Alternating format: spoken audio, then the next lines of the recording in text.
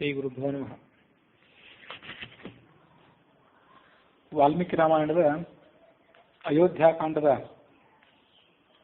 ವರ್ಣನೆಗನುಸಾರವಾಗಿ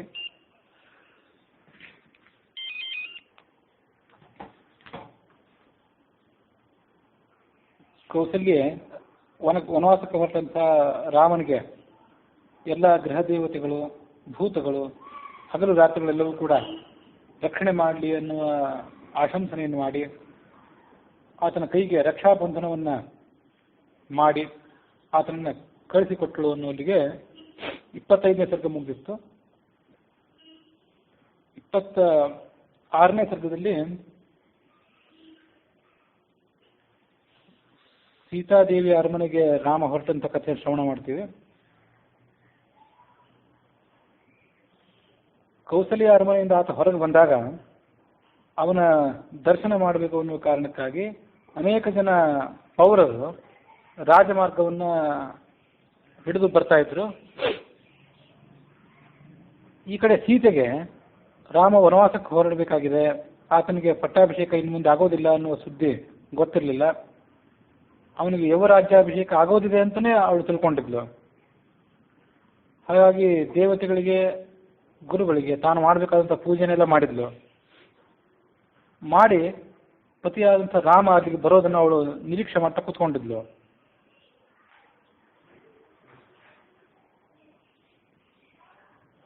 ಸೀತೆಯ ಅರಮನೆಯಲ್ಲಿ 100 ಜನ ಸಂತೋಷಭರಿತರಾಗಿ ತುಂಬಿಕೊಂಡಿದ್ರು. ಅವರ ಉತ್ಸಾಹವನ್ನು ನೋಡಿ ಅವನಿಗೆ ನಾಚಿಕೆಯಿಂದ ತಲೆ ತಗ್ಗಿಸುವಂತಾಯಿತು. ಈ ಹಿಂದಿನ ಸರ್ಗದಲ್ಲಿ ಅವನ ಸ್ವಾಭಾವಿಕವಾದಂಥ ಕಾಂತಿ ಕಳೆಗುಂದಿರಲಿಲ್ಲ ಅಂತ ನಾವು ನೋಡಿದ್ವಿ.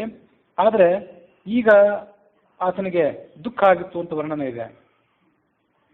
ಯಾಕೆ ದುಃಖ ಆಯಿತು? ಅದರ ಕಾರಣ ಏನಂತಂದ್ರೆ, ಪ್ರಿಯಾಯ ಅಗ್ರೆ ನಕಿಂಚಿತ್ ಪುಂಸೋ ಗೋಪ್ಯಂ ಅಂತ ಸಂಪ್ರದಾಯಕ್ಕನುಸಾರವಾಗಿ ಹೆಂಡತಿಯಾದಂಥ ಸೀತೆಗೆ ಇನ್ನು ಮುಂದೆ ನಾನು ಈ ಸಂಗತಿಯನ್ನು ಹೇಳಬೇಕಾಗಿದೆ. ಅವಳ ಕಡೆಯಿಂದ ಈ ಸಂಗತಿಯನ್ನು ಬಚ್ಚಿಡುವಂತಿಲ್ಲ, ಮತ್ತೆ ಅವಳನ್ನು ವನವಾಸಕ್ಕೆ ಕರ್ಕೊಂಡು ಹೋಗುವಂತನೂ ಕೂಡ ಇಲ್ಲ. ಅವಳನ್ನು ಇಲ್ಲೇ ಬಿಟ್ಟು ಹೋಗಬೇಕು ಅಂತ ವಿಚಾರ ಮಾಡಿದ್ದ ರಾಮ. ಹಾಗಾಗಿ ಅವಳ ವಿರಹ ನನಗಿನ್ನ ಆಗೋದಿದೆಯಲ್ಲ ಅನ್ನೋ ಕಾರಣಕ್ಕಾಗಿ ಆತ ದುಃಖಿತನಾಗಿದ್ದ. ಅವನು ಅಂತಃಪುರಕ್ಕೆ ಬಂದ ಕೂಡಲೇ ಸೀತೆ ಮೇಲೆದ್ದಳು. ಶ್ರೀರಾಮನನ್ನು ಭ್ರಾಂತಿಯಿಂದ ನೋಡಿದ್ಲವಳು. ಅವನ ನೋಟ ಅಪೂರ್ವವಾಗಿತ್ತು, ಮುಖ ಚಿಂತಾಕ್ರಾಂತವಾಗಿತ್ತು, ಕಣ್ಣುಗಳು ಕಳೆಗೊಂಡಿದ್ದವು. ತನ್ನ ಮನಸ್ಸಿನಲ್ಲಿರುವಂತಹ ದುಃಖವನ್ನು ತಡ್ಕೊಳ್ಳಿಕ್ಕಾಗಲಿಲ್ಲ ಶ್ರೀರಾಮನಿಗೆ. ಸೀತೆಗೆ ಅವನನ್ನು ನೋಡಿ ದುಃಖ ಆಗಿ ಈ ಥರ ಪ್ರಶ್ನೆ ಮಾಡಿದ್ವಿ, ಈ ಸಂಭ್ರಮದ ಸಂದರ್ಭದಲ್ಲಿ ನಿನಗೆ ಯಾಕೆ ಈ ಥರ ದುಃಖ ಆಗಿದೆ? ಪುಷ್ಯ ನಕ್ಷತ್ರ ಇವತ್ತು ಬಂದಿದೆ. ಆ ಪುಷ್ಯ ನಕ್ಷತ್ರಕ್ಕೆ ಬೃಹಸ್ಪತಿಯು ದೇವತೆ. ಹಾಗಾಗಿ ನನಗೆ ಪಟ್ಟಾಭಿಷೇಕ ಆಗಬೇಕಾಗಿದೆ. ಶ್ವೇತಛತ್ರ ನಿನ್ನ ಹಿಂದೆ ಇಲ್ಲ ಯಾಕೆ? ಯಾವತ್ತೂ ಕೂಡ ನೀನು ಸಂಚಾರ ಮಾಡುವಾಗ ನಿನ್ನ ಹಿಂದೆ ಶ್ವೇತಛತ್ರ ಇರ್ತಿತ್ತು, ಛತ್ರ ಚಾಮರಗಳಿರ್ತಾ ಇದ್ದವು. ಅವು ಯಾವು ಕೂಡ ಇವತ್ತಿನ ಕಾಣಿಸ್ತಿಲ್ಲ. ಒಂದು ಭಾಗದಲ್ಲಿ ಯಾರು ಕೂಡ ನೀನು ಗುಣಗಾನ ಮಾಡ್ತಾ ಇರೋದು ನನಗೆ ಇಲ್ಲಿ ಕಂಡು ಬರ್ತಾ ಇಲ್ಲ. ಇದನ್ನೆಲ್ಲ ನೋಡಿದರೆ ವೇದ ವೇದಾಂಗ ಪಾರಂಗತರಾದಂಥ ಬ್ರಾಹ್ಮಣರು, ಗುರುಗಳು ನಿನಗೆ ಪಟ್ಟಾಭಿಷೇಕ ಮಾಡಿರುವಂತೆ ಕಾಣಿಸ್ತಿಲ್ಲ.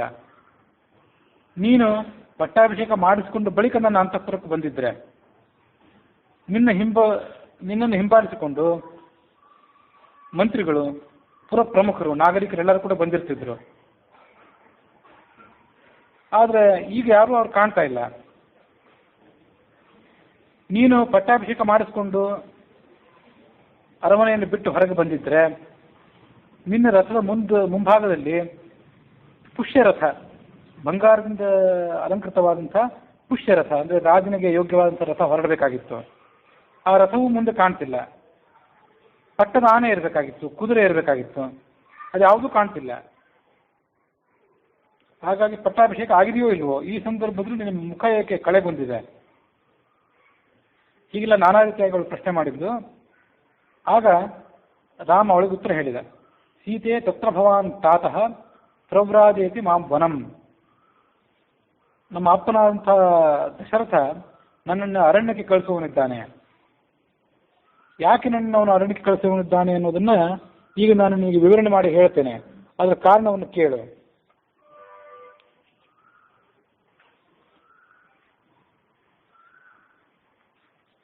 ನಮ್ಮ ತಂದೆ ಸತ್ಯಾತ್ಮನಾದವನು ಹಿಂದೆ ಕೈಕೈಗೆ 2 ವರಗಳನ್ನು ಕೊಟ್ಟಿದ್ದ. ನನಗೆ ಪಟ್ಟಾಭಿಷೇಕ ಮಾಡಬೇಕಾದಂಥ ಈ ಸಂದರ್ಭದಲ್ಲಿ ಆ ಕೈಕೈ ತಾನು ಹಿಂದೆ ಕೋರಿದ್ದಂಥ ವರಗಳನ್ನು ಕಾರ್ಯಗತ ಮಾಡಿಕೊಡಬೇಕು ಅಂತ ತಂದೆಯಿಂದ ಪ್ರೇರೇಪಣೆ ಮಾಡಿದ್ದು. ತಾನು ಹಿಂದೆ ಮಾಡಿದಂಥ ಪ್ರತಿಜ್ಞೆ ಏನಿತ್ತು, ಆ ಪ್ರತಿಜ್ಞೆ ರಾಜನನ್ನು ಬಿಗಿದು ಬಿಟ್ಟಿತ್ತು. ಆ ಪ್ರತಿಜ್ಞೆಗೆ ಅನುಸಾರವಾಗಿ ಮೊದಲನೇ ವರಕ್ಕನುಗುಣವಾಗಿ ನಾನು 14 ವರ್ಷ ಅರಣ್ಯದಲ್ಲಿರಬೇಕಾಗಿದೆ. ನಾನು ಅರಣ್ಯಕ್ಕೆ ಹೊರಟಿದ್ದೇನೆ, ಹಾಗಾಗಿ ನಿನಗೆ ಹೇಳಿ ಹೋಗಬೇಕು ಅಂತ ಇಲ್ಲಿಗೆ ಬಂದಿದ್ದೇನೆ. ನಾನು ಇಲ್ಲಿಂದ ಹೊರಟು ಹೋದ್ಮೇಲೆ ಭರತನಿಗೆ ಪಟ್ಟಾಭಿಷೇಕ ಆಗೋದಿದೆ. ಅವನು ನಿನ್ನ ಬೆಳಿಗ್ಗೆ ಬಂದಾಗ, ಅತ್ತಿಗೆ ಅನ್ನೋ ಕಾರಣಕ್ಕಾಗಿ ನಿನಗೆ ನಮಸ್ಕಾರ ಮಾಡಲಿಕ್ಕೆ ಬಂದಾಗ, ಅಥವಾ ಮತ್ತೆ ಯಾವುದೇ ಕಾರಣಕ್ಕಾಗಿ ಬಂದಾಗ ಸಮಯಕ್ಕೆ ಉಚಿತವಾದಂಥ ಮಾತುಗಳನ್ನು, ಅವನು ಮುಂದಿನ ರಾಜ ಆಗುವವನು, ಹಾಗಾಗಿ ಸಮಯಕ್ಕೆ ಉಚಿತವಾಗಿ ಆತನಿಗೆ ಏನು ಮಾತಾಡಬೇಕು ಅಂತ ಮಾತುಗಳನ್ನು ಆಡಿ ಅವನನ್ನು ಕಳಿಸ್ಬೇಕು. ಅವನು ನಿನ್ನ ಎದುರಿಗೆ ಬಂದಾಗಲೂ ಕೂಡ ನಿನ್ನ ಪತಿಯಾದಂಥ ನನ್ನನ್ನು ನೀನು ಯಾವುದಾದ್ರೂ ಕಾರಣಕ್ಕೆ ಹೊಗಳಿದರೆ ಅದನ್ನು ಆತ ಸಹಿಸಲಿಕ್ಕಿಲ್ಲ. ಯಾಕಂದರೆ ಇಲ್ಲಿಯವರೆಗೆ ಆತ ನನಗೆ ಕೇವಲ ತಮ್ಮನಾಗಿದ್ದ, ಇನ್ನು ಮುಂದೆ ಅವನು ರಾಜನಾಗುವವನು. ರಾಜನಾದವನಿಗೆ ತಮ್ಮ ಎದುರುಗಡೆ ಬೇರೆಯವರ ಮಹತ್ವದ ವರ್ಣನೆ, ಬೇರೆಯವರ ವೈಭವದ ವರ್ಣನೆ ಕೇಳಿ ಬಂದರೆ ಅದನ್ನು ಸಹಿಸಲಿಕ್ಕೆ ಆಗೋದಿಲ್ಲ. ಹಾಗಾಗಿ ನನ್ನ ಮಹತ್ವವನ್ನು, ನನ್ನ ಗುಣವನ್ನು ಕುರಿತು ಆತನ ಎದುರಿಗೆ ಮಾತಾಡಬೇಡ. ಮತ್ತು ಆತ ನಿನ್ನ ಬಳಿಗೆ ಬಂದಾಗ ನಿನ್ನನ್ನು ವಿಶೇಷವಾಗಿ ಗೌರವಿಸಿ ಪೂಜೆ ಮಾಡಿ ಹಿಂದಿನಂತೆ ನಮಸ್ಕಾರ ಮಾಡ್ತಾನೆ ಅಂತ ನಿರೀಕ್ಷೆಯನ್ನು ಇಟ್ಕೊಳ್ಬೇಡ. ಹಿಂದೆ ಏನಿತ್ತು ಅದು ಆಯಿತು. ಮುಂದೆ ಪರಿಸ್ಥಿತಿ ವ್ಯತ್ಯಾಸ ಆದರೆ ಅದಕ್ಕೆ ನೀನು ಹೊಂದ್ಕೊಳ್ಬೇಕು. ನೀನು ಇನ್ನು ಮುಂದೆ ಅವನ ಆಶ್ರಯದಲ್ಲಿ ಇರಬೇಕಾದವಳು. ಅವನ ರಾಜನಾದವನು, ನೀನು ಅವನ ಪ್ರಜೆ. ಅವನಿಗೆ ಅನುಕೂಲವಾಗಿರು. ಯಾವುದೇ ರೀತಿಯಾಗಿ ಅವನಿಗೆ ವಿರುದ್ಧವಾಗಿ ವರ್ತಿಸಬೇಡ. ರಾಜನಾದ ದಶರಥ ಸಂಪ್ರದಾಯ ಪ್ರಾಪ್ತವಾದಂತಹ ಈ ರಾಜ್ಯವನ್ನು ಭರತನಿಗೆ ಕೊಟ್ಟಿದ್ದಾನೆ. ಹಾಗಾಗಿ ಯುವರಾಜನಾದಂಥ ಭರತನನ್ನ ನೀನು ಪ್ರಸನ್ನನನ್ನಾಗಿಡಬೇಕು. ನೀನು ಸ್ಥಿರಚಿತ್ತಳಾಗಿರೋ, ಮನಸ್ಸಿನ ಸ್ಥೈರ್ಯವನ್ನು ಕಳ್ಕೋಬೇಡ.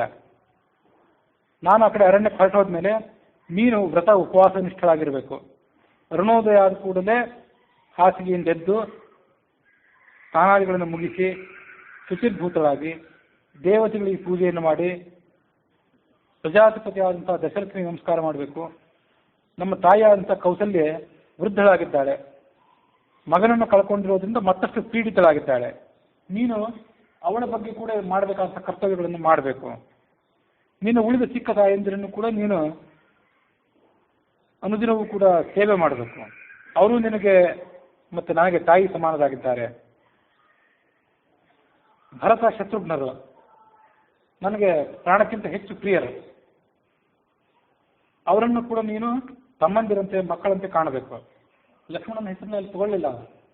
ಲಕ್ಷ್ಮಣ ನನ್ನ ಜೊತೆಗಿನ ಅರಣ್ಯಕ್ಕೆ ಬರ್ತಾನೆ ಅಂತ ಭಾವಿಸಿದ್ದ. ಮತ್ತು ಮುಂದೊಮ್ಮೆ ಲಕ್ಷ್ಮಣನಿಗೂ ಹೇಳಿದ, ನೀನು ಇಲ್ಲೇ ಇರು, ನಾನು ಒಬ್ಬನೇ ಹೋಗ್ತೀನಿ ಅಂತ ಹೇಳಿದ್ದ. ಹಾಗಾಗಿ ಭರತ ಶತ್ರುಘ್ನರ ಹೆಸರನ್ನಷ್ಟೇ ತಗೊಂಡ. ಹೀಗೆ ನೀನು ರಾಜನಿಗೆ ಅನುಕೂಲವಾಗಿರಬೇಕು, ಆತನಿಗೆ ವಿರುದ್ಧವಾಗಿ ವರ್ತಿಸಬೇಡ. ಯಾಕಂದ್ರೆ ರಾಜರ ಸ್ವಭಾವ ಎಂಥದ್ದು, ಪ್ರಾಮಾಣಿಕವಾದಂಥ ಮನಸ್ಸಿನಿಂದ ಜಾಗರೂಕತೆಯಿಂದ ಅವರು ಸೇವೆ ಮಾಡಿದರೆ ಅವರು ಪ್ರಸನ್ನರಾಗ್ತಾರೆ. ವಿರುದ್ಧವಾಗಿ ವರ್ತಿಸಿದ್ರೆ ಅವರು ಸಿಟ್ಟುಕೊಳ್ತಾರೆ. ತಮಗೆ ವಿರುದ್ಧವಾಗಿ ವರ್ತನೆ ಮಾಡಿದವರು ತಮ್ಮ ಮಕ್ಕಳೇ ಆಗಿದ್ರು ರಾಜರು ಅವರನ್ನು ಪರಿತ್ಯಾಗ ಮಾಡ್ತಾರೆ. ತಮಗೆ ಹಿತಕಾರಿಗಳಾದವರು, ತಮ್ಮ ಅಪೇಕ್ಷೆಯನ್ನು ಈಡೇರಿಸುವಂಥವರಾಗಿದ್ದರೆ ಅವರು ತಮ್ಮ ಬಂಧುಗಳಾಗಿಲ್ಲದೇ ಇದ್ರು ಅಂಥವರನ್ನು ರಾಜರು ಕೈ ಹಿಡಿದು ಮೇಲೆತ್ತಾರೆ. ಹಾಗಾಗಿ ಭರತನನ್ನು ಅನುಸರಣೆ ಮಾಡಿಕೊಂಡಿರು.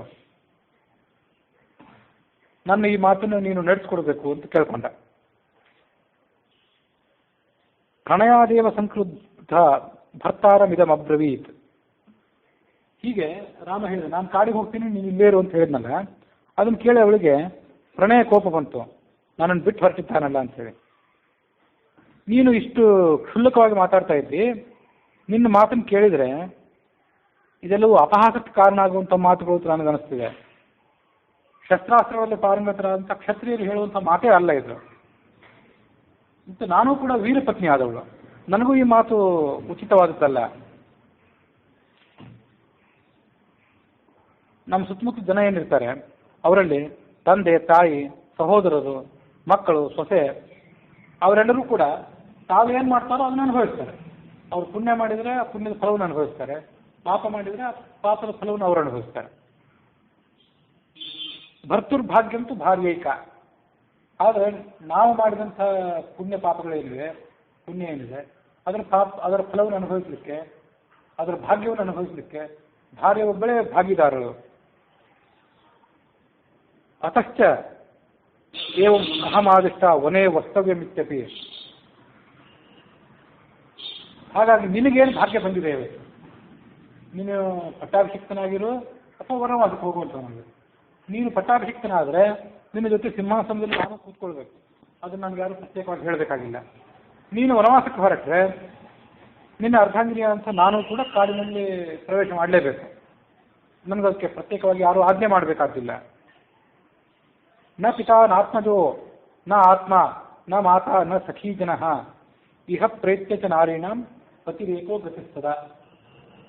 ತಂದೆ ಆಗಲಿ, ಮಗ ಆಗಲಿ, ತಾಯಿ ಆಗಲಿ, ಸ್ನೇಹಿತರಾಗಲಿ, ಸ್ತ್ರೀಯರಿಗೆ ಬೇರೆ ಯಾರೂ ರಕ್ಷಕರಿಲ್ಲ. ಮತ್ತು ತನ್ನ ತಾನು ರಕ್ಷಣೆ ಮಾಡ್ಕೊಳ್ಳಿಕ್ಕೂ ಅವಳು ಶಕ್ತ ಅಲ್ಲ.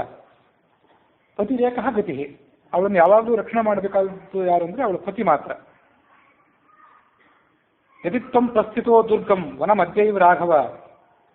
ನೀನೊಂದು ವೇಳೆ ಇವತ್ತೇ ಕಾಡಿಗೆ ಹೋಗೋದಾದ್ರೆ, ತಂದೆ ಆಜ್ಞೆಗೆ ಅನುಸಾರವಾಗಿ ಕಾಡಿಗೆ ಹೋಗ್ತೀನಿ ಅಂತ ಹೇಳ್ತಾ ಇದ್ದಿಲ್ಲ, ಒಂದು ವೇಳೆ ಇವತ್ತೇ ನೀನು ಕಾಡಿಗೆ ಹೋಗೋದಾದ್ರೆ ನಿನ್ನ ಜೊತೆಗೆ ನಾನು ಕೂಡ ಬರ್ತೇನೆ. ಅಲ್ಲೇನು ಮಾಡ್ತೀನಿ ಅಂದರೆ, ನಿನಗೆ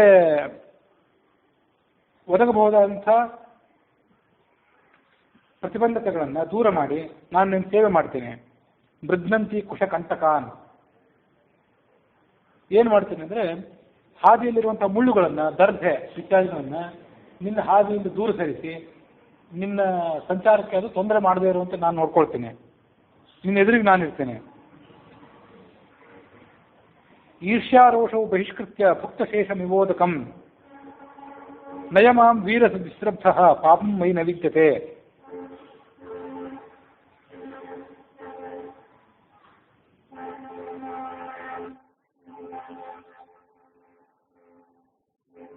ಭುಕ್ತಶೇಷ ವಿಮೋದಕಂ.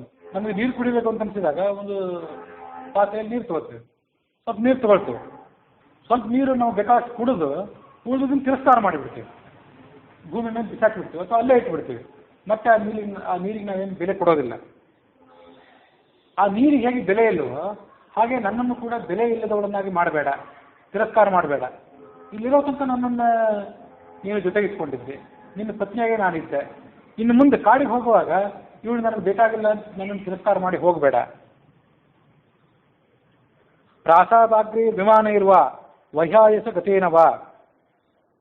ಗಂಡಾದವನು ಅರಮನೆ ಉಪ್ಪರಿಗೆಯಲ್ಲಿರಲಿ ಅಥವಾ ವಿಮಾನದಲ್ಲಿ ಕೂತ್ಕೊಂಡು ಸ್ವರ್ಗ ಮೊದಲಾದ ಉತ್ತಮ ಲೋಕಗಳಿಗೆ ಅವನು ಪ್ರಯಾಣ ಮಾಡಲಿ, ಅವನ ಪತ್ನಿಗೆ ಆ ಗಂಡನೇ ಮುಖ್ಯ ಯಾವತ್ತೂ ಕೂಡ. ಅವನು ಎಲ್ಲಿರ್ತಾನೋ ಅಲ್ಲಿರ್ಬೇಕು ಅವಳು. ಅನುಶಿಷ್ಟಾಸ್ಮಿ ಮಾತ್ರಾಚ ಪಿತ್ರಾಚ ವಿವಿಧಾಶ್ರಯಂ ನಾಸ್ಮಿ ಸಂಪ್ರತಿ ವಕ್ತವ್ಯ ವರ್ತಿತವ್ಯಂ ಯಥಾಮಯ. ನನಗೆ ಇದ್ಯಾವುದನ್ನು ಕೂಡ ಪ್ರತ್ಯೇಕವಾಗಿ ಯಾರೂ ಉಪದೇಶ ಮಾಡಬೇಕಾಗಿಲ್ಲ ಅಂತ ಹೇಳೋಳು.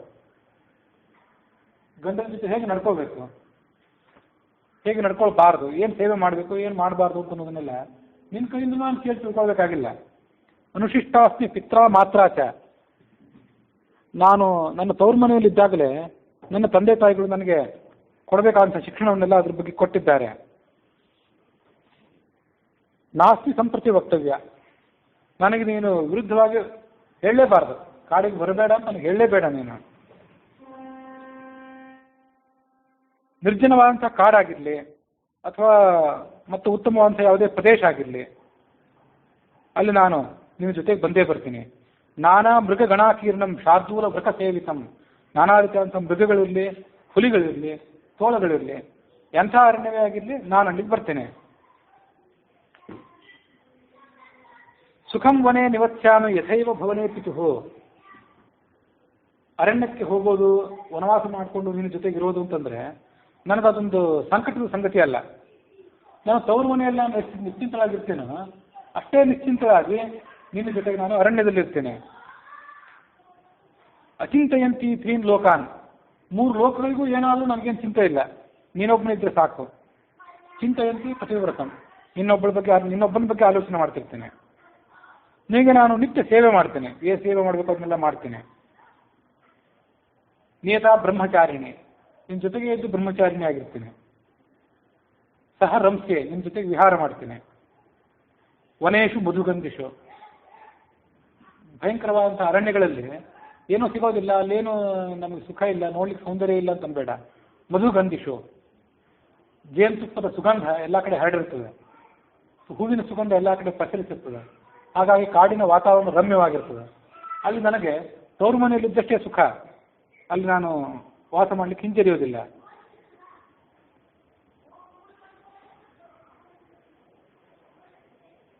ಕಾಡಿಗೆ ಹೋದಾಗ ನೀನು ಬೇರೆ ಯಾರನ್ನಾದ್ರೂ ರಕ್ಷಣೆ ಮಾಡ್ತೀವಿ, ಹೋದಲ್ಲ? ಯಾರಾದ್ರೂ ರಕ್ಷಣೆ ಕೋರಿದರೆ, ಕಾಡಿನಲ್ಲಿ ಇದ್ದಾಗ ಅಲ್ಲಿ ಯಾರಾದ್ರೂ ರಕ್ಷಣೆ ಕೋರಿದರೆ, ನಾನು ಕಾಡಿನಲ್ಲಿದ್ದೇನೆ, ಈಗ ನಾನು ರಾಜ ಅಲ್ಲ, ಹಾಗಾಗಿ ನನ್ನ ಕಡೆ ಬರಬೇಡಿ ಅಂತ ಅವ್ರನ್ನ ಯಾರನ್ನು ಹಿಂತಿರುಗಿಸಿ ಕಳಿಸೋದಿಲ್ಲಲ್ಲ. ಅವ್ರನ್ನ ರಕ್ಷಣೆ ಮಾಡಬೇಕಾದ ನಿನ್ನ ಕರ್ತವ್ಯ ಅಲ್ಲ. ಹಾಗೆ ಅವ್ರನ್ನೆಲ್ಲ ನೀನು ರಕ್ಷಣೆ ಮಾಡಬೇಕಾದ ನಿನ್ನ ಕರ್ತವ್ಯ ಅಂತ ಆದಮೇಲೆ ನನ್ನೊಬ್ಬಳು ರಕ್ಷಣೆ ಮಾಡೋದು ನಿನಗೇನು ದೊಡ್ಡ ಭಾರ ಆಗಲಿಕ್ಕಿಲ್ಲ. ಈಗ ನಾನು ನಿನ್ನ ಜೊತೆಗೆ ಕಾಡಿಗೆ ಬಂದೇ ಬರ್ತೇನೆ, ಇದರಲ್ಲಿ ಯಾವುದೇ ಸಂಶಯ ಇಲ್ಲ. ಭವಿಷ್ಯಾನಿ ನಿಸಂಶಯ ಫಲಮೂಲಾಶನ, ಗಡ್ಡೆ ಗೆಣಸುಗಳನ್ನು ತಿಂದ್ಕೊಂಡಿರ್ತೇನೆ. ನತೇ ದುಃಖಂ ಕರಿಷ್ಯಾಮಿ, ನಿನಗೇನು ದುಃಖ ಕೊಡುವವಳಲ್ಲ. ಇಂಥದ್ದು ಬೇಕು ಅಂಥದ್ದು ಬೇಡ, ಇಂಥದ್ದನ್ನು ತಂದು ಕೊಡುವಂತ ಹಠ ಮಾಡುವವಳಲ್ಲ. ಹಠ ಮಾಡ್ತೀನಿ ಅಂತ ತಿಳ್ಕೋಬೇಡ. ಆ ಕಾರಣ ನಿನಗೇನಾದರೂ ಮನಸ್ಸಿನಲ್ಲಿದ್ದರೆ. ಅಗ್ರತಸ್ಥೇ ಗಮಿಷ್ಯಾಮಿ, ನಿನ್ಗಿಂತ ಮುಂದೆ ಇರ್ತೀನಿ ಯಾವಾಗಲೂ. ನಿನ್ನ ಹಿಂದೆ ಇದ್ದು ನೀನು ಹೋದಲ್ಲಿ ಹೋಗ್ತೀನಿ ಅಂತಲ್ಲ, ನಿನಗೆ ತೊಂದರೆ ಆಗದೆ ಇರುವಂತೆ ನಿನ್ನ ದಾರಿಯನ್ನು ಸುಗಮಗೊಳಿಸ್ತಾ ನಾನು ಮುಂದೆ ಹೋಗ್ತೀನಿ. ನೀನು ಊಟ ಮಾಡಿದ್ಮೇಲೆ ಊಟ ಮಾಡ್ತೇನೆ. ಇಚ್ಛಾಮಿ ಸರಿತಶೈಲಾನ್ ವಲ್ವಲಾನಿ ವನಾನಿ ಚ, ಅದಲ್ಲದೆ ನಾನಾ ರೀತಿಯಾದಂಥ ನದಿಗಳು, ಪರ್ವತಗಳು, ಕಾಡುಗಳನ್ನು ಅದನ್ನೆಲ್ಲ ನೋಡಬೇಕು ಅಂತ ಅಪೇಕ್ಷೆ ಪಡ್ತೇನೆ. ಯಾಕೆಂದ್ರೆ ತ್ವಯಾ ನಾಥೇನ ಧೀಮತ, ನನ್ನ ಒಡೆಯನಾದಂಥ ನೀನು ನನ್ನ ಜೊತೆಗಿದ್ದು ನನ್ನ ರಕ್ಷಣೆ ಕೊಡುವಾಗ ನನಗಿದ್ಯಾವುದೂ ಕೂಡ ದೊಡ್ಡ ದುಃಖವೇ ಅಲ್ಲ.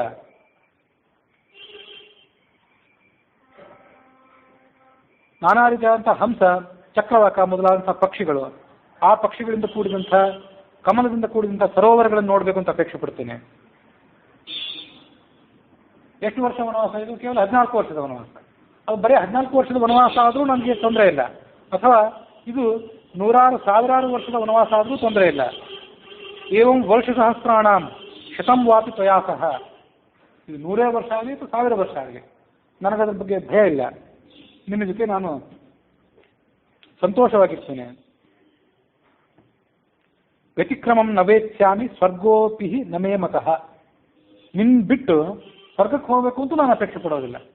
ಕಾಡಿನಲ್ಲಿದ್ದು ನೀನಿದ್ರೆ ಅದು ನನಗೆ ಹಿತಕರವೇ. ನಾನಾ ಥರದ ಕಾಡುಗಳಲ್ಲಿ, ಆ ಕಾಡಿನಲ್ಲಿ ನಾನಾ ಥರದ ಪ್ರಾಣಿಗಳಿರ್ತವೆ, ಕಪಿಗಳಿರ್ತವೆ, ಆನೆಗಳಿರ್ತವೆ.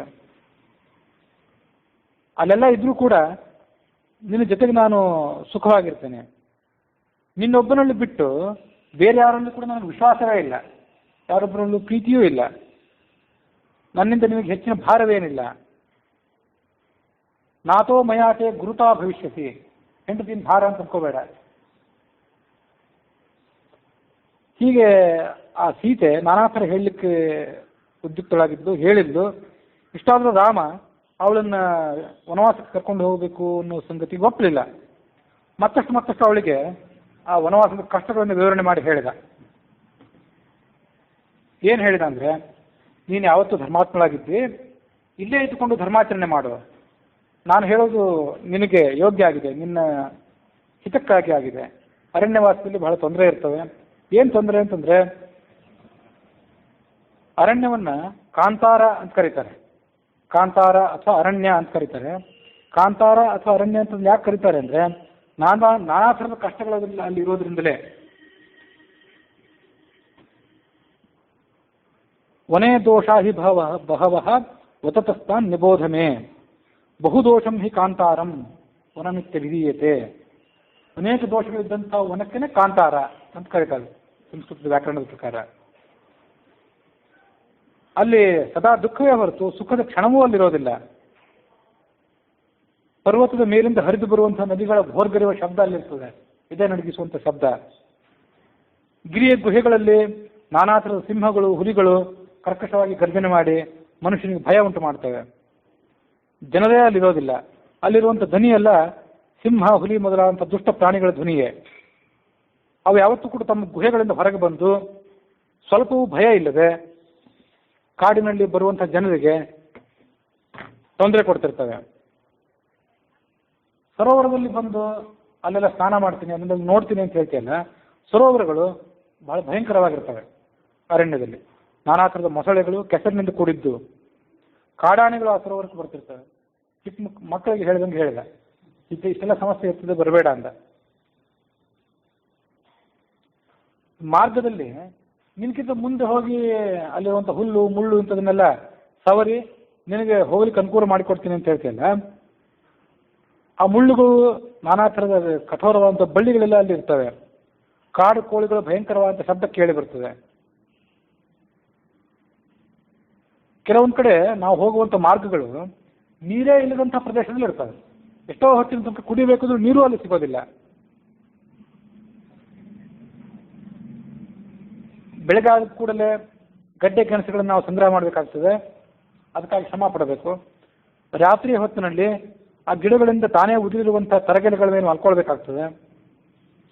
ಈ ಎಲ್ಲ ಕಾರಣಗಳಿಂದ ನಾನಾ ಥರದ ದುಃಖ ಅಲ್ಲಿರ್ತದೆ. ಮತ್ತು ಗಡ್ಡೆ ಗೆಣಸುಗಳು ಸಿಕ್ಕರೂ ಕೂಡ ಹೊಟ್ಟೆ ತುಂಬಿಸ್ಕೊಳ್ಳುವಷ್ಟು ಪ್ರಮಾಣದಲ್ಲಿ ಅವು ಸಿಗ್ತವೆ ಅಂತ ಖಾತ್ರಿ ಇಲ್ಲ. ಎಲ್ಲದಕ್ಕಿಂತ ಹೆಚ್ಚಾಗಿ ಸ್ತ್ರೀಯಾದಂಥ ನಿನಗೆ ಸಮಸ್ಯೆ ಏನು ಅಂದರೆ, ತಲೆ ಕೂದಲಿಗೆ ಸರಿಯಾದಂಥ ಆರೈಕೆ ಮಾಡ್ಕೊಳ್ಳಿಕ್ಕೆ ಅನುಕೂಲ ಇರೋದಿಲ್ಲ. ಅನುಕೂಲ ಇಲ್ಲದೆ ಇರೋದ್ರಿಂದ ಆ ತಲೆ ಕೂದಲ ರಾಶಿ ಎಲ್ಲ ಜಡೆಗಟ್ಟಿ ಹೋಗಿರ್ತದೆ. ಒರಟಾದಂಥ ನಾರು ಮಡಿಯನ್ನು ಉಟ್ಕೊಳ್ಬೇಕಾಗ್ತದೆ. ಈ ಎಲ್ಲ ಕಾರಣಗಳಿಂದ ವನವಾಸ ಬಹಳ ಕಷ್ಟಕರವಾದದ್ದು. ನಮ್ಮೊಬ್ಬರು ಜೀವನ ಎಷ್ಟೆಲ್ಲ ಕಷ್ಟ ಆಗಿದ್ರೂ ಕೂಡ ನಮ್ಮ ದಿನನಿತ್ಯದ ಕರ್ತವ್ಯ ನಾವು ಬಿಡುವಂತಿಲ್ಲ. ದೇವ ಪೂಜೆ, ಪಿತೃಪೂಜೆ ಇತ್ಯಾದಿಗಳನ್ನು ಮಾಡಲೇಬೇಕು. ಅಯಾಚಿತವಾಗಿ ಯಾರು ಅತಿಥಿಗಳು ಬಂದರೆ ಅವರನ್ನು ನೋಡ್ಕೊಳ್ಬೇಕು. ಮತ್ತು ಕಾಡಿನಲ್ಲಿದ್ದ ಮೇಲೆ ತಪಸ್ವಿಯಾಗಿ ವರ್ತನೆ ಮಾಡಬೇಕು. 3 ಹೊತ್ತು ಸ್ನಾನ ಮಾಡಬೇಕು. ನಾವೇ ಯಜ್ಞ ವೇದಿಕೆ ಮನೆಗಳನ್ನೆಲ್ಲ ಕಟ್ಕೊಳ್ಬೇಕು. ಋಷಿಗಳಂತೆ ಯಾಗ ಮಾಡಬೇಕು. ನಮಗಲ್ಲಿ ಯಾರು ಪರಿಚಾರಕರಿರೋದಿಲ್ಲ, ಎಲ್ಲ ಸಾಮಗ್ರಿಗಳನ್ನು ತಂದುಕೊಟ್ಟು ನಮ್ಗೆ ಅನುಕೂಲ ಮಾಡಿಕೊಡ್ಲಿಕ್ಕೆ. ಆಹಾರದ ನಿಯಮ ಇಟ್ಕೊಳ್ಬೇಕು. ಅರಣ್ಯದಲ್ಲಿ ಯಾವಾಗಲೂ ಕೂಡ ಭಯಂಕರವಾದಂಥ ಬಿರುಗಾಳಿ ಬೀಸ್ತಿರ್ತದೆ, ಗಾಢವಾದಂಥ ಕತ್ತಲು, ನಾನಾ ರೀತಿಯಾದಂಥ ಹಾವುಗಳನ್ನು ನಾವಲ್ಲಿ ನೋಡ್ಬೇಕಾಗ್ತದೆ. ಕಾಡಿನ ದಾರಿಗಳು ವಕ್ರವಾಗಿರ್ತವೆ, ನೇರವಾದಂಥ ಮಾರ್ಗವೇ ಅಲ್ಲಿರೋದಿಲ್ಲ. ಮಿಡತೆಗಳು, ಚೇಳು, ಕಣಜ, ಕಾಡು ನೊಣ, ಸೊಳ್ಳೆ ಇವೆಲ್ಲವೂ ಕೂಡ ನಿತ್ಯವೂ ನಮಗೆ ತೊಂದರೆ ಕೊಡ್ತಿರ್ತವೆ. ಹೀಗೆ ಅರಣ್ಯವಾಸ ನಾನಾ ರೀತಿಯಾದಂಥ ಭಯವನ್ನು ಉಂಟು ಮಾಡುವಂಥದ್ದು. ಹಾಗಾಗಿ ನಿನಗೆ ಅಲ್ಲಿ ಉಚಿತ ಅಲ್ಲ, ನನಗೆ ಅನಿವಾರ್ಯ, ನಾನೊಬ್ಬನು ಹೋಗಬೇಕಾಗಿದೆ, ಹೋಗಿ ಬರ್ತೇನೆ. ಈ ಥರದ ನಾನಾ ಥರದ ಕಷ್ಟಗಳನ್ನು ಆತ ಹೇಳಿದ ಸೀತೆಗೆ. ಅವಳಿಗೆ ಮತ್ತಷ್ಟು ಅದರಿಂದ ದುಃಖ ಆಯಿತು. ರಾಮನಿಗೆ ಮುಂದಿನಂತೆ ಅವಳು ಹೇಳಲಿಕ್ಕೆ ಪ್ರಾರಂಭ ಮಾಡಿದ್ಲು. ಅರಣ್ಯದಲ್ಲಿ ಅಷ್ಟೆಲ್ಲ ಸಮಸ್ಯೆ ಆಗ್ತದೆ, ಇಂಥವೆಲ್ಲ ದುಃಖ ಇದೆ ಅಂತ ನೀನೇನು ನನಗೆ ವರ್ಣನೆ ಮಾಡಿದೆ. ಆ ಎಲ್ಲ ದುಃಖಗಳು ದುಃಖ ಹೌದು, ಆದರೆ ನೀನಿದ್ದಾಗ ಅವೆಲ್ಲವೂ ಗುಣನೇ. ಇರುವಂಥ ಎಲ್ಲ ದುಃಖಗಳು ಸುಖ ಆಗಿ ಪರಿಣಾಮ ಹೊಂದುತ್ತವೆ. ಅದಕ್ಕೆ ಕಾರಣ ಏನಂದ್ರೆ ನೀನು. ಗುಣಾನಿತ್ಯೇವ ತಾನ್ ವಿದ್ಧಿ ತವ ಸ್ನೇಹ ಪುರಸ್ಕೃತಾನ್. ನಿನ್ನ ಪ್ರೇಮ, ನಿನ್ನ ಒಲವು ನನಗಲ್ಲಿ ವಿಪುಲವಾಗಿ ಸಿಗೋದ್ರಿಂದ ಆ ಕಾಡಿನ ಸಂಕಷ್ಟಗಳೆಲ್ಲವೂ ಕೂಡ ನನಗೆ ಸುಖವಾಗಿ ಪರಿಣಮಿಸ್ತವೆ. ಅಲ್ಲಿ ಹುಲಿ ಮೊದಲಾದಂಥ ನಾನಾ ರೀತಿಯ ಪ್ರಾಣಿಗಳಿರ್ತವೆ ಅಂತೇನು ಹೇಳಿದೆಯಲ್ಲ, ಅವೆಲ್ಲ ಉಳಿದವರಿಗೆ ತೊಂದರೆ ಕೊಡಬಹುದು, ಆದರೆ ನಿನಗವು ಯಾವುದೇ ರೀತಿಯ ತೊಂದರೆ ಕೊಡುವಂಥವಲ್ಲ. ನಿನ್ನ ಅಪೂರ್ವವಾದಂಥ ರೂಪವನ್ನು ನೋಡಿದ ಮೇಲೆ, ನಿನ್ನ ದಿವ್ಯವಾದಂಥ ರೂಪವನ್ನು ನೋಡಿದ ಮೇಲೆ ಅವೆಲ್ಲವೂ ಕೂಡ ಹಿಂಜರಿದು ಹೆದರಿ ಓಡಿ ಹೋಗ್ತವೆ. ಯಾರು ದುಷ್ಟಾತ್ಮರಾಗಿರ್ತಾರೆ, ಯಾರು ಸ್ವಯಂ ಮತ್ತೊಬ್ಬರಿಗೆ ಕೆಡಕನ್ನು ಮಾಡಬೇಕು ಅಂತ ಅಪೇಕ್ಷೆ ಪಡ್ತಿರ್ತಾರೆ, ಅಂಥವರಿಗೆ ಹುಲಿ ಸಿಂಹಗಳಾಗಲಿ, ರಾಕ್ಷಸರಾಗಲಿ, ಸರ್ಪಗಳಾಗಲಿ ತೊಂದರೆ ಕೊಡಬಹುದು. ನಾವು ಸಜ್ಜನರಾಗಿದ್ದರೆ, ನಾವು ಇನ್ನೊಬ್ಬರಿಗೆ ಕೆಡಕನ್ನು ಮಾಡುವಂಥ ಅಪೇಕ್ಷೆ ಉಳ್ಳವರು ಆಗಿಲ್ಲದೇ ಇದ್ದರೆ ಅವ್ರು ಯಾರು ಕೂಡ ನಮ್ಗೆ ತೊಂದರೆ ಕೊಡೋದಿಲ್ಲ. ಆದ್ದರಿಂದಾಗಿ ಕಾಡಿನ ಮೃಗಗಳಿಂದ ನಮ್ಗೆ ಯಾವ ಭಯನೂ ಇಲ್ಲ. ನನ್ನ ತಂದೆ ತಾಯಿಗಳ ಆಜ್ಞೆ ಇದು, ನಿನ್ನ ಜೊತೆ ನಾನು ಇರಬೇಕು ಅಂತ ಅನ್ನೋದು. ಹಾಗೆ ಅವ್ರು ಹೇಳಿದ್ದಾರೆ. ಹೀಗೆ ತಂದೆ ತಾಯಿಗಳ ಆಜ್ಞೆ ಇದ್ದಾಗಲೂ ಕೂಡ ನೀನು ನನ್ನನ್ನು ಕರ್ಕೊಂಡು ಹೋಗದೇ ಇದ್ರೆ ನಾನು ಇಲ್ಲೇ ಪ್ರಾಣ ಬಿಟ್ಟು ಬಿಡಬೇಕಾಗ್ತದೆ. ನಾನು ನಿಮ್ಮ ಜೊತೆ ಇದ್ದರೆ ಹಾವು ಸಿಂಹಗಳೇನು, ಹುಲಿ ಚಿರತೆಗಳೇನು, ದೇವತೆಗಳ ರಾಜನಾದಂಥ ಇಂದ್ರನೇ ಪ್ರತ್ಯಕ್ಷವಾಗಿ ಬಂದ್ರೂ ಅವನಿಂದ ನಮಗೆ ಭಯ ಇಲ್ಲ. ನೀನು ಅದೆಷ್ಟೋ ಬಾರಿ ನನಗೇ ಹೇಳಿದ್ದಿ ಸ್ತ್ರೀ ಇರ್ಬೇಕು ಹೇಗೆ, ಸ್ತ್ರೀ ಸ್ವಭಾವ ಎಂಥದ್ದಂತೆಲ್ಲ ಹೇಳಿದ್ದಿ. ಪತಿಹೀನ ತು ಯಾ ನಾರಿ ನತಾ ಶಕ್ತಿ ಜೀವಿತಂ. ಸ್ತ್ರೀಗೆ ಗಂಡ ಇಲ್ಲದೇ ಇದ್ರೆ ಬದುಕಿರ್ಲಿಕ್ಕೆ ಸಾಧ್ಯ ಆಗೋದಿಲ್ಲ ಅಂತ ಅನ್ನೋದನ್ನ ಎಷ್ಟೋ ಬಾರಿ ನಿದರ್ಶನ ಸಮೇತವಾಗಿ ನೀನೇ ಸ್ಪಷ್ಟಪಡಿಸಿದ್ದಿ ನನಗೆ. ಹಾಗೆಲ್ಲ ಇರುವಾಗ ನಿನ್ನನ್ನ ಬಿಟ್ಟು ನಾನು ಅರಮನೆಯಲ್ಲಿ ಇರೋದು ಹೇಗೆ? ಇನ್ನೊಂದು ಸಂಗತಿ ನೀನೇನು ತಿಳ್ಕೊಳ್ಬೇಕು, ನಾನು ತಂದೆಯ ಮನೆಯಲ್ಲಿದ್ದಾಗ ಇನ್ನೂ ವಿವಾಹಕ್ಕೋಗಿಂತ ಮೊದಲು ಪ್ರಾಯಶಃ ಈ ಹುಡುಗಿ ವನವಾಸ ಮಾಡಬೇಕಾಗ್ತದೆ ಅಂತ ಹೇಳಿದ್ರು. ಆನಂದ ರಾಮಾಯಣದಲ್ಲಿ ಕೂಡ ಅದನ್ನು ನೋಡಿದ್ವಿ. ಈ ವಾಲ್ಮೀಕಿ ರಾಮಾಯಣದ ಅಯೋಧ್ಯಾಕಾಂಡದಲ್ಲಿ ಕೂಡ ಆ ಕಥೆ ಇದೆ. ಆ ಬ್ರಾಹ್ಮಣರು ಹೇಳಿದಂಥ ಮಾತು ಇವತ್ತು ಸತ್ಯ ಆಗಿ ಪರಿಣಮಿಸಿದೆ. ಅವರು ಸಾಮುದ್ರಿಕ ಲಕ್ಷಣಗಳನ್ನು ಬಲ್ಲವರು, ಅಂಗಾಂಗದ ಲಕ್ಷಣಗಳನ್ನು ಬಲ್ಲವರು ಮತ್ತು ಕೈಯ ರೇಖೆಗಳನ್ನು ಬಲ್ಲವರು. ಹಾಗಾಗಿ ಅವರು ನಾನು ಚಿಕ್ಕವಳಿದ್ದಾಗಿಂದಲೂ ನನಗೆ ಆ ಸಂಗತಿಯನ್ನು ಹೇಳಿದ್ರಿಂದ ನಾನು ಆವತ್ತಿನಿಂದಲೂ ಉತ್ಸಾಹಿತರಾಗೇ ಇದ್ದೇನೆ. ಯಾವಾಗಾದ್ರೂ ಒಂದು ಕಾಡಿಗೆ ಹೋಗಿ ನೋಡೋಣ ಅದೇನಾಗ್ತದೆ ಅಂತೇಳಿ. ಆ ಬ್ರಾಹ್ಮಣರು ಕಾಡಿಗೆ ಹೋಗ್ಬೇಕು ನೀನು ಅಂತ ಹೇಳಿದ್ರಿಂದ ಅವರ ಆದೇಶವನ್ನು ನಾನು ಪಡ್ಕೊಳ್ಬೇಕಲ್ಲ. ಇದನ್ನು ಬದಲಾಯಿಸಲಿಕ್ಕೆ ಸಾಧ್ಯವೇ ಇಲ್ಲ. ನಿನ್ನ ಜೊತೆಯಲ್ಲೇ ನಾನು ಅರಣ್ಯಕ್ಕೆ ಬರ್ತೇನೆ, ಅದು ಈಗ ಸತ್ಯ ಆಗಬೇಕಾಗಿದೆ. ಆ ಬ್ರಾಹ್ಮಣ ಹೇಳಿದಂಥ ಮಾತು ಸತ್ಯ ಆಗಲಿ. ಅಲ್ಲಿ ನಾನಾ ಥರದ ಕಷ್ಟ ಇದೆ ಅಂತ ಅನ್ನೋದು ನನಗೆ ಗೊತ್ತು. ಆದರೆ ಯಾರಿಗೆ ಇಂದ್ರಿಯ ನಿಗ್ರಹವಿಲ್ಲ, ಮನಸ್ಸಿನ ಮೇಲೆ ನಿಗ್ರಹವಿಲ್ಲ, ಅವರು ಆ ಥರದೆಲ್ಲ ಕಷ್ಟಗಳನ್ನು ಅನುಭವಿಸ್ತಾರೆ. ಆದರೆ ನಾನಾಗಲಿ ನೀನಾಗಲಿ ಇಂದ್ರಿಯ ನಿಗ್ರಹ ಉಳ್ಳವರು, ಎಲ್ಲ ರೀತಿಯಾದಂಥ ಜೀವನಕ್ಕೆ ಹೊಂದ್ಕೊಳ್ಳೋರು. ಇಂಥದೇ ಜೀವನ ಬೇಕು, ಇಂಥದೇ ಸುಖ ಬೇಕು ಅಂತ ನಾವು ಅಪೇಕ್ಷೆ ಪಡುವವರಲ್ಲ. ನನಗೆ ಬ್ರಾಹ್ಮಣರಾದವರು ಹಸ್ತ ಸಾಮುದ್ರಿಕವನ್ನು ಗಮನಿಸಿ ಅರಣ್ಯಕ್ಕೆ ಹೋಗ್ತೀವಿ ಅಂತ ಹೇಳಿದರು. ಅದಲ್ಲದೆ ನಾನು ಒಮ್ಮೆ ನನ್ನ ತಾಯಿಯ ಜೊತೆಗೆ ಕೂತ್ಕೊಂಡಿದ್ದಾಗ ಒಬ್ಬಳು ತಾಪಸಿ ಅಲ್ಲಿಗೆ ಬಂದಿದ್ಲು. ಅವಳು ಅಲ್ಲಿಗೆ ಬಂದು ಈ ಸೀತೆಗೆ ವನವಾಸದ ಯೋಗ ಇದೆ ಅಂತ ಹೇಳಿದ್ಲು. ಹಾಗಾಗಿ ನಾನು ಆ ವನವಾಸಕ್ಕೆ ಹೋಗಲೇಬೇಕಾಗಿದೆ. ಆ ಬ್ರಾಹ್ಮಣರಾದವರ ಮಾತು ಒಂದು ಕಾರಣ, ಮತ್ತೊಂದು ಕಾರಣ ಏನಂದರೆ ಆ ತಾಪಸಿಯಾದವಳು ನನಗೆ ವನವಾಸದ ಯೋಗ ಇದೆ ಅಂತ ಹೇಳಿದ್ದು. ಇವೆರಡು ಕಾರಣಗಳಿಂದ ನಾನು ವನವಾಸಕ್ಕೆ ಹೋಗಬೇಕಾಗಿದೆ.